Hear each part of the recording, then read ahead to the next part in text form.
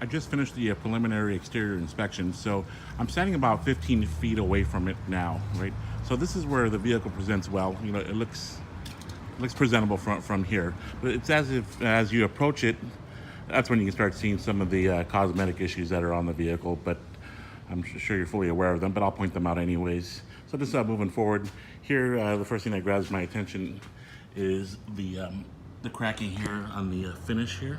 Okay. And I got still photos too, so if it doesn't come out on the video, we can see it there. But just as long as you know about it. Looking at the right front fender area, pretty straightforward. Chrome's got its flaws in there. You can see where it's pushed in right there, and then let's compare it to the other side there. So you can see where there's a gap difference with the front bumper alignment. And here you can see it's just completely closed. All right. Again, just moving on. The front grille looks good. At first I thought it was damaged, but it's just the natural curvature of the design. It's the seal that's just popped out there. So that just need to get tucked in again. Again, you can see some of the cracking here if it comes out. Looking at the panel gaps, it's, I'd say less than perfect. I've seen a lot worse. Okay.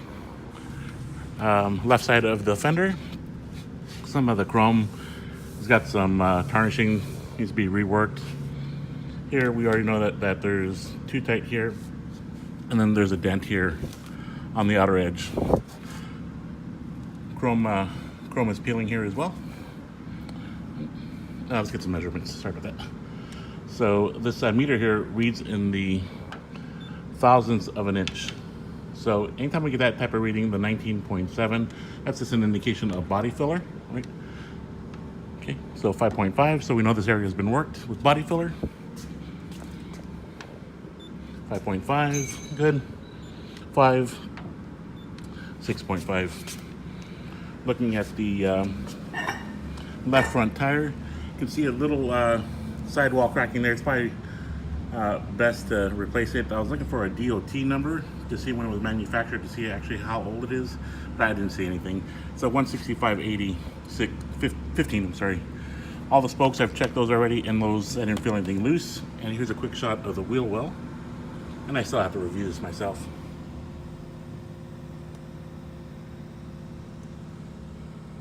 I just like to check this for any type of damage or rust that seems to accumulate at the edges. Oh, like we have some there. But from this point, it just looks like some surface rust, not metal rot. But again, I still have to look at the vehicle from underneath. I always like to look at the side panels as well. What I do there is I'm looking for rippling, dents, or minor dings. Okay. This is the best way to view that. All right, and then we can see more paint blemishes here, a little bit of blistering there. So 7, 11, there's a small ding right there. I got a still shot of that. The chrome is pitted as well, there, and here. Here you can see the cracking in the paint, and then the nozzle here is loose. Windshield, you didn't see any obvious cracks or chips. Okay, looks like it's a decent seal here on the top. And I don't see any rips or tears in the material. I have to check to see if the door windows are available. Gaps off are pretty significant here. You can see the inconsistency. There's more readings. So it's been worked here, 19.7, 16, 20, 14, okay? Quarter panel, 11. Okay, that down there has been worked. 8.5, and then we can see the chips here alongside the rear fender. Okay, so this panel has been worked significantly. Left rear bumper or tire.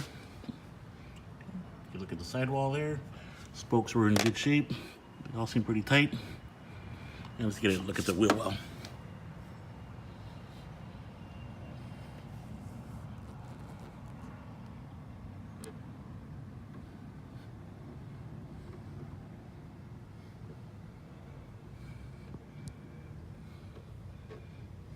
Right.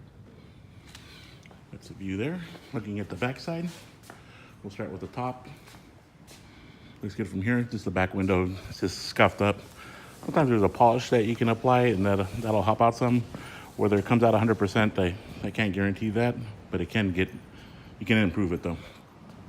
Right. Here on the left, tail light assembly. The cover is loose, and then we can see some more blistering here.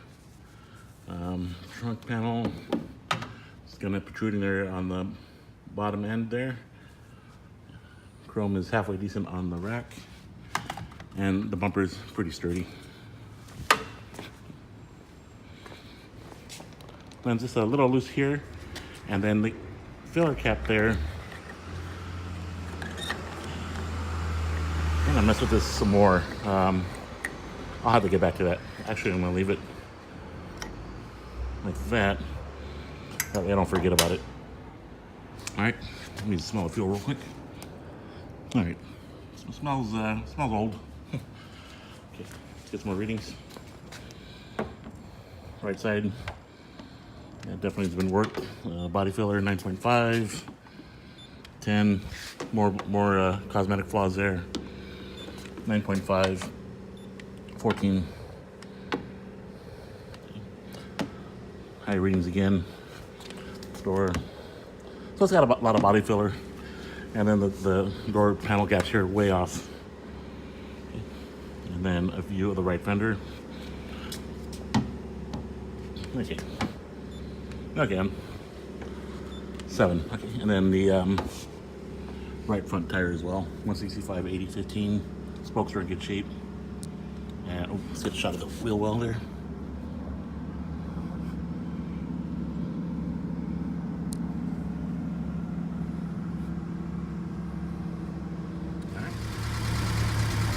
So we have the engine running. It's been running for about 2-3 minutes now, and there is a trick to starting it. And I believe Kurt may have mentioned to you that what needs to be done.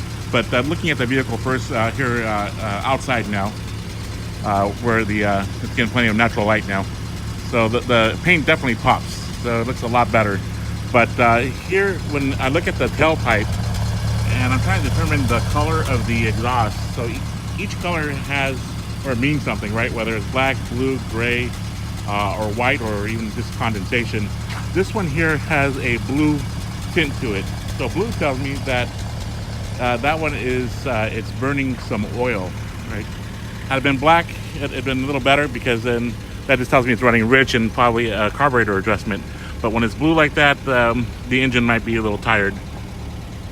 All right, and then plus we don't know how long it's been running for as well, so maybe some stuff just needs to seat here. But the out mileage is 84,412. Fuel gauge is reading at 3/4. Oil pressure is just above 40. And then we're going to keep an eye on the temperature gauge to see if that changes at all. So when you're first starting the vehicle, what needs to be done is the ignition on, and then it's going to take 2 people initially until it gets repaired.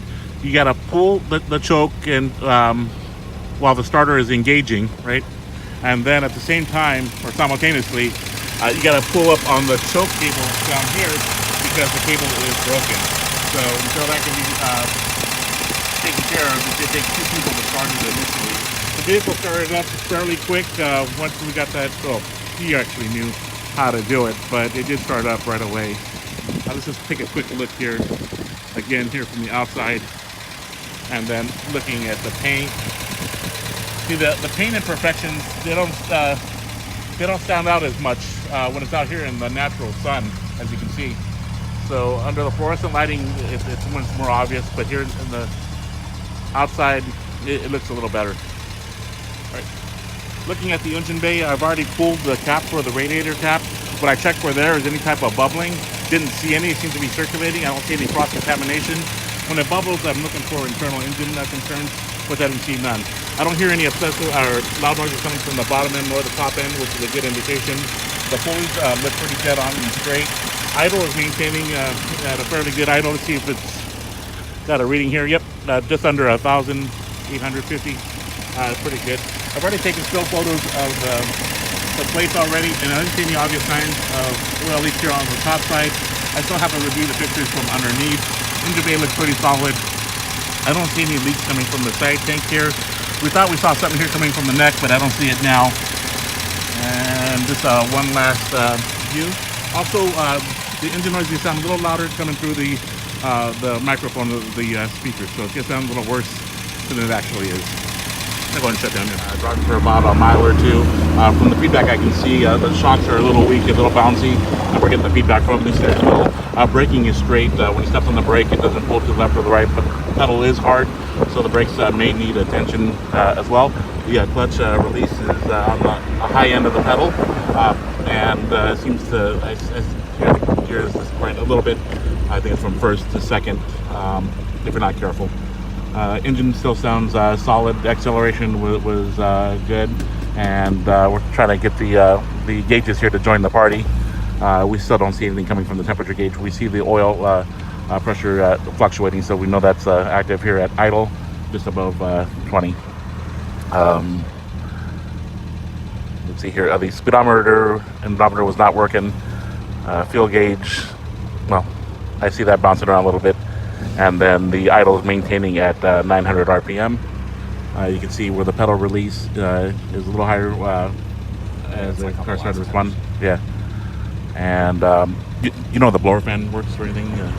We can check that one. Okay. Yeah, we'll check that stuff when we get back. I'll stay quiet here for a second as we go through all the gears.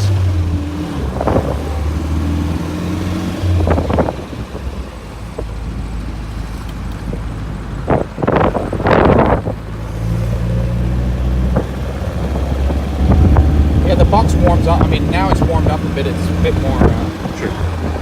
happy to work. You know. So we've been through all the gears. I'm going to shut down.